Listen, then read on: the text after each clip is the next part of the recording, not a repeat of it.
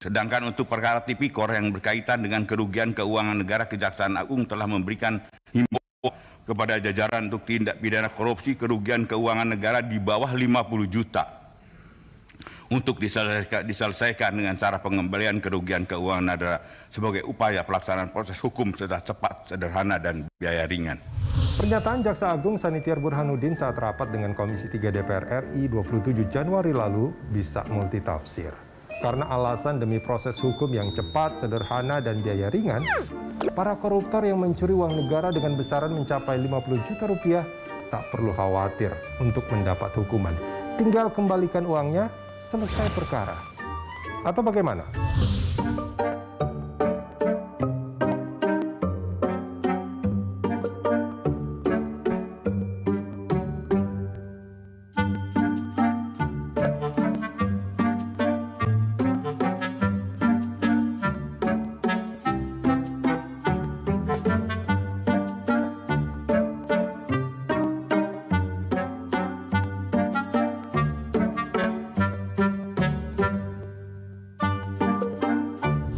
Domitus litis dan oportunitas. Memang kejaksaan adalah pemilik perkara. Tapi kira-kira atas dasar keadilan, boleh tidak? Contoh, maling ayam, maling motor atau barang elektronik lainnya yang barang curian mereka nilainya tak sampai 50 juta, meminta perlakuan yang sama. Hukumannya hanya mengembalikan barang yang mereka curi. Kalau tak bisa, enak betul jadi koruptor. Meski barangkali disebut koruptor kelas teri.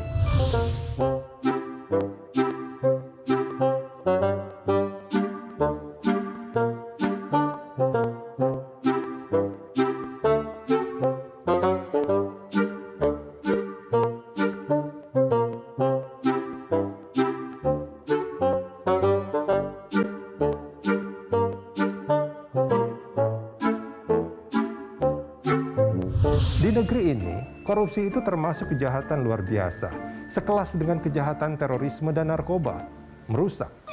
Dari tingkat menteri sampai tingkat lurah, ada yang menjadi koruptor. Dari pejabat eksekutif, legislatif, dan yudikatif, ada yang tinggal di hotel Prodeo karena suap atau mencuri uang rakyat.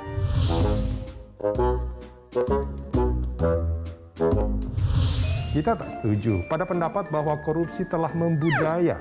Tapi jangan salahkan mereka yang berpendapat demikian. Ketika korupsi ada hampir di semua lini.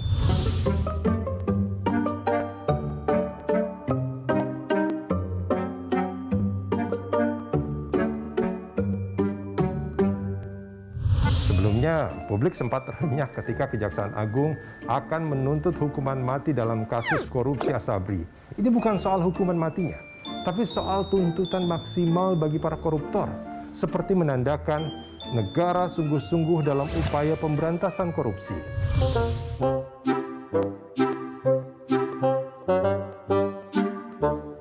Tapi, sanksi pengembalian uang pada korupsi di bawah 50 juta, bukannya ini malah semacam pembiaran korupsi membudaya. Dari yang kecil, terbiasa, dan akhirnya negeri ini masuk lagi ke masalah lama yang hingga kini sebetulnya belum selesai. Korupsi merajalela.